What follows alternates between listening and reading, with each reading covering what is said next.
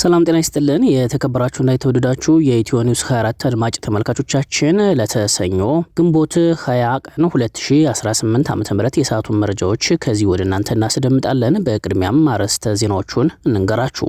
ከነገ አርብ ግንቦት 21 ጀምሮ በአማራ ክልል በሁሉም ቀጠናዎች መንገዶች መዘጋታቸውን የአማራ ፋኖ ብሔራዊ ንቅናቄ አስታወቀም።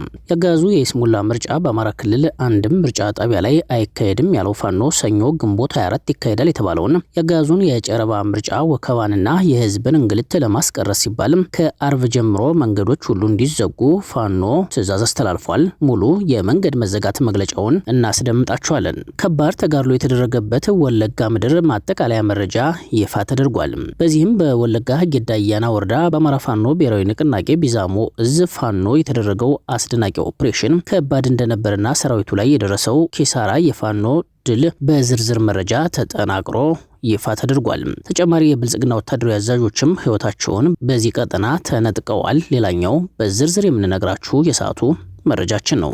ከደብረ ታቦር ወረታ መስመር በተደረገ ከባድ ውጊያ የብልጽግና ኃይሎች ሰብአዊና ቁሳዊ ኪሳራ ማስተናገዳቸው ተሰማ። ከማልዳ ጀምሮ በተደረገው አውደ ውጊያ የሰራዊቱ በርካታ አባላት መሞታቸው ተገልጿል። በሌላ በኩል በወሎ ሀብሮ ግንባር የፋኖ አባላት በፈጸሙት ደፈጣ እርምጃ የብልጽግና ወታደሮች መሞታቸው ሲገለጽ፣ ሲጓጓዙባቸው የነበሩ ተሽከርካሪዎችም ወድመዋል። አድማጭ ተመልካቾቻችን እነዚህንና ሌሎች ተጨማሪ መረጃዎችን እያደመጣችሁ አብራችሁን ስትቆዩ የዩቲዩብ ቻናላችን ሰብስክራይብ፣ ቪዲዮ ላይክ እና ሼር እንዲሁም ገንቢ ሀሳብና አስተያየታችሁን ኮሜንት ሳጥን ላይ ያስቀምጣችሁልን አብራችሁን ቆዩ። በድጋሚ ወደ ዝርዝር ዘገባዎቹ አለፍን።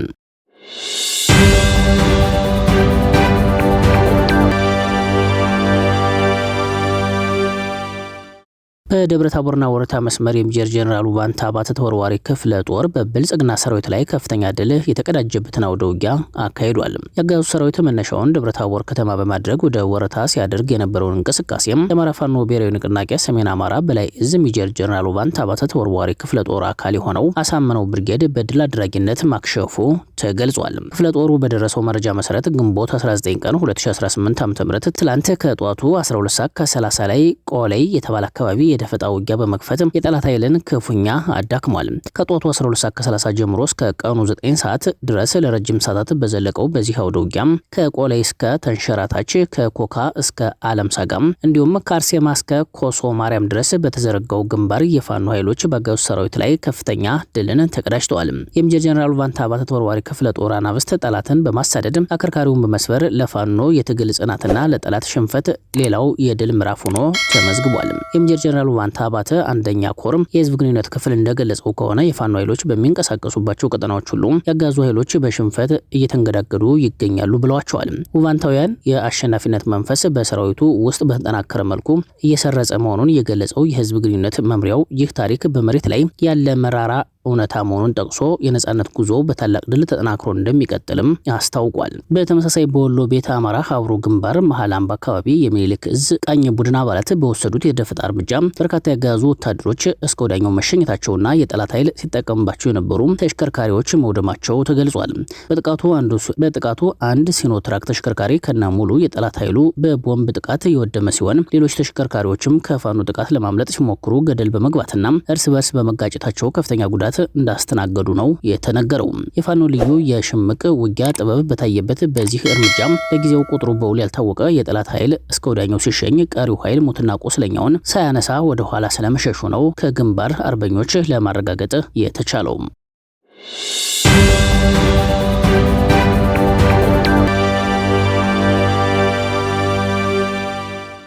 ከነገ አርብ ግንቦት 21 ጀምሮ በአማራ ክልል በሁሉም ቀጠናዎች መንገዶች መዘጋታቸውን የአማራ ፋኖ ብሔራዊ ንቅናቄ አስታወቀ። ያጋዙ የይስሙላ ምርጫ በአማራ ክልል አንድም ምርጫ ጣቢያ ላይ አይካሄድም ያለው ፋኖ ሰኞ ግንቦት 24 2018 ዓ.ም ይካሄዳል የተባለውን ያጋዙን የጨረባ ምርጫ ወከባንና የህዝብን እንግልትን ለማስቀረት ሲባል ከአርብ ጀምሮ መንገዶች ሁሉ እንዲዘጉ ፋኖ ትዕዛዝ አስተላልፏል። ፋኖ በመግለጫው የብልጽግና አገዛዝ ምርጫ ለማድረግ የሚያስችል ነባራዊ ሁናቴ በሌለበት አውዱ ውስጥ በተለይም በአማራ ክልልና በሌሎች አካባቢዎች የመከላከያ ጀነራል መኮንኖችን ጨምሮ የበርካቶችን ህይወት የሚቀጥፍ የተፋፋመ ጦርነት እያለ በመጪው ሰኞ ግንቦት 24 ቀን 2018 ዓ.ም የምርጫ ድግስ ማዘጋጀቱ ይታወቃል ብሏል። አጋዙ ምርጫውን ህዝቡን ባሳተፈ መንገድ እንደማያከናውን እና የምርጫ ሂደትን ለማሳካት የሚያበቃ አንዳችም ቅድመ ሁናቴ ያልተሟላ መሆኑን ቢያውቅም ዓለም አቀፍ ማህበረሰቡንና ሌላውን ኢትዮጵያዊ ጭምር ለማታለል በአንዳንድ ከተሞች ይዞታውን ለማስፋት አዳዲስ የውጊያ ግንባሮችን በመክፈት ላይ ይገኛል ብሎታል። ይህንን ተከትሎም ከአጋዙ ሰራዊት ጋር የሚደረጉ ውጊያዎች በበርካታ አካባቢዎች ከሌላው ጊዜ በባሰ ሁናቴም ተጠናክረው ቀጥለዋል ሲል ገልጿል። የጠላት ኃይል ሲቪሊያንን መጨፍጨፍ እንደ ውጊያ ስልት ከመጠቀሙ ባሻገር ባገኘው አጋጣሚ ሁሉም ጅምላ ጨራሽ መሳሪያዎችን በዘፈቀደ በማስወንጨፍ የሚያደርሰው ጉዳት በመቀጠሉ የህዝብን ደህንነት ለመጠበቅ ሲባል ይህንን የጥንቃቄ መመሪያ ማስተላለፍ አስፈላጊ ሆኖ ተገኝቷል ሲል ገልጿል። በመሆኑም ከነገ አርብ ግንቦት 21 2018 ዓ.ም ጀምሮ ለተከታታይ 5 ቀናት ከአምቡላንሶች በስተቀር ሁሉም መንገዶች ለተሽከርካሪ ዝግ መደረጋቸውን እያሳወቀን በእነዚህ ቀናት ውስጥ ህዝቡ መደበኛ እንቅስቃሴውን በመገደብም ጭምር ተገቢውን ጥንቃቄ እንዲያደርግ እናሳስባለን ሲል የአማራ ፋኖ ብሔራዊ ንቅናቄም በሰጠው መግለጫ ላይ አስታውቋል። በሌላኛው መረጃችን ስንቀጥል ከባድ ተጋድሎ የተደረገበት ወለጋ ምድር ማጠቃለያ መረጃ ይፋ ተደርጓል። በዚህም በወለጋ ጊዳ አያና ወረዳ በአማራ ፋኖ ብሔራዊ ንቅናቄ ቢዛሞ ፋኖ የተደረገው አስደናቂ ኦፕሬሽን ከባድ እንደነበርና ሰራዊቱ ላይ የደረሰው ኪሳራ የፋኖ ድል ዝርዝር መረጃ ተጠናክሮ ይፋ ተደርጓል። በአውደ ውጊያው ህይወቱን የተነጠቀው ብርጋዴር ጀነራል አስናቀው አይተነው የማዕከላዊ እዝ ምክትል አዛዥ እና የዙ ቀኝ እጅ ነበር ሲባል የዙ ዋና አዛዥ ጀነራል ዘውዱ ሊስትሮ ሲሆን የሱ መቀመጫ ጅማ መሆኑ ሲነገር፣ ምክትሉን ግን ማዕከላዊ እዝ አብዛኛው ሰራዊቱን ወደ አማራ ክልል ስላስገባ ከዋናው ጦርነት ቀጠና ከጎጃም በቅርብ ርቀት ከሆነው ነቀምት አድርጎ መቆየቱ ተረጋግጧል። ማዕከላዊ እዝ በወለጋና በጎጃም አጎራባች ወረዳዎች ብዙ የተባሉ ኦፕሬሽኖችንና ብዙ ግፎችን የሰራ ሲሆን ምክትል መሪው በፋኖ ራዳር ውስጥ ለረጅም ጊዜ ገብቶ መቆየቱ ተገልጿል። ሰሞኑን ሙሉ ሪጅመንት አጃቢ ይዞ ለመንቀሳቀስ ጨለማን ተገን አድርጎ ሲነሳ ጉዞውም ከነቀምት ከተማ ወደ ጊዳ አያና በኮምቦይ እንደነበር ተጠቁሟል። ይህ ሁለት ሪጅመንት ብረት ለበስ ሲሆን በዙ 23 በ5 ኦራል በ2 ኤፍኤስአር ቶዮታ በሁለት ካሶኒና አንድ አይሱዚ ተሽከርካሪዎችና ከባድ መሳሪያዎች እጀባ እንደነበርና በፋኖ ኦፕሬሽን እንደተበተነም ተብራርቷል። ይህ መረጃ ቀድሞ የደረሰው ፋኖ ይህንን እድል በምንም አይነት ማጣት እንደሌለበት ስለታመነበት ተወርዋሪ ኮማንዶዎችን አሰማርቶ ከቦታው በቅርብ ርቀት የነበረን 2 ሻለቃ ሰራዊት ለግዳጅ ዝግጁ እንዲሆን ትዕዛዝ በመስጠት ለዚህ ወሳኝ ኦፕሬሽን ኃላፊነት የተሰጣቸው በቁጥር 12 የፋኖ ኮማንዶዎች ብቻ ስምሪቱን ይዘው እንደገቡ ተገልጿል። ሁለት ሙሉ ብረት ለበስ ሬጅመንት በ12 ኮማንዶ ፋኖች ሲመከት ድባቡ ልዩ ነበረ ተብሏል። ፋኖ የመጀመሪያ ያደረገው በአርፒጂ ጀነራሉ ያለበትን መኪና ለይቶ በመምታት ጀነራሉንና አብረውት ያሉትን ከፍተኛ ወታደራዊ አመራሮችን ከጥቅም ውጭ ማድረግ እንደነበር ሲጠቆም፣ ከዛም አጃቢዎች በደረሰባቸው ድንጋጤ በደመነፍስ መተኮስ ሲጀምሩ ተኩሱ ሙሉ ሌሊት ቀጥሎ ያደረ ሲሆን ሊነጋጋ ሲል ይህንን ግዳጅ የፈጸሙ የፋኖ ኮማንዶዎች አንድም ጉዳት ሳያስተናግዱ 12ቱም ወደ ክፍለ ጦራቸው በሰላም ተመልሰዋል ተብሏል። በዚህ ኦፕሬሽን ከጀነራሉ በተጨማሪ 3 ኮሎኔሎች፣ 2 ሻለቃዎችና በቁጥር እጅግ ብዙ ወታደሮች ህይወታቸውን አጥተዋል።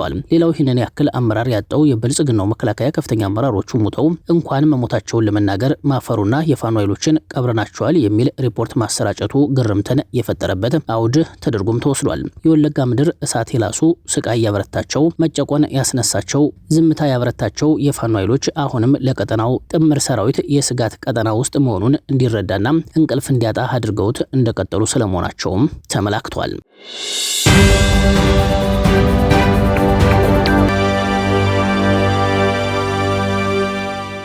በቅርቡ ከሐመሩ አመርሃ ወደ ሀሌታ ውሃ መሸጋገራቸውን ይፋ ያደረጉት የተረት ተረቱ ባለቅኔ የጠቅላይ ሚኒስትሩ አማካሪ ዳንኤል ክብረት የፋና ብሮድካስት ኮርፖሬሽን የቦርድ ሰብሳቢ የነበሩ ሲሆን ከተቋሙ ሰራተኞች በተነሳባቸው ቅሬታ ምክንያት ከቦርድ ሰብሳቢነታቸው መነሳታቸው ተገልጿል። የህዝብ ቅሬታን የማይሰማ መንግስት አካል የሆነው ሰው በሰራተኞች ቅሬታ እንዴት ሊነሳ ቻለ የሚለው አጥጋቢ መልስ ባይኖረውም ዳንኤል ክብረት ከሚዲያው ስለመሰናበቱ በይፋ ተገልጿል። የብልጽግናው ስርዓት በየቀኑ መፈራረሱን ቀጥሏል ሲባል በደቡብ ወሎ ዞን አልብኮ ወረዳ የ26ኛ ሻለቃ አባል የነበሩ 4 አድማ ብተናዎችና ከ105ኛ ኮማንዶ ክፍለ ጦር አንድ አባል ከነሙሉ ትጥቃቸው አማራ ፋኖ ብሔራዊ ንቅናቄ ምኒልክ ዕዝ 104ኛ ኮር 25ኛ ክፍለ ጦርን የተቀላቀሉ ሲሆን ስርዓቱ አማራ ላይ ከሚያደርገው ማንነት ተኮር እና ጭፍጨፋ ይባስ ብሎ አሁን ላይ ተስፋ ስለቆረጠ አማራ የሆነን ሁሉ ህፃን፣ ሴት፣ ትንሽ፣ ትልቅ ሳይል በማንነት ብቻ ለማጥፋት አጀንዳ ቀርጾ ከሚሰራ ኃይል ጋር ተባባሪ አንሆንም፣ ይበቃናል በማለት ካሁን በኋላ ከፋኖ ጋር ሆነን ህዝባችንን እንከሳለን ሲሉ አስረድተዋል።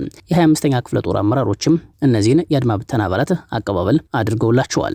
የኦሮሚያ ክልል ጤና ቢሮ በግል የጤና ተቋማትና መድኃኒት መደብሮች ውስጥ የሚቀጠሩ አዲስ ባለሙያዎች ከዚህ በኋላ የቅጥር ውል ሲፈጽሙ በየደረጃው በሚገኙ የመንግስት የጤና መዋቅሮች እውቅና እንዲሆን ማዘዙ ተሰማ።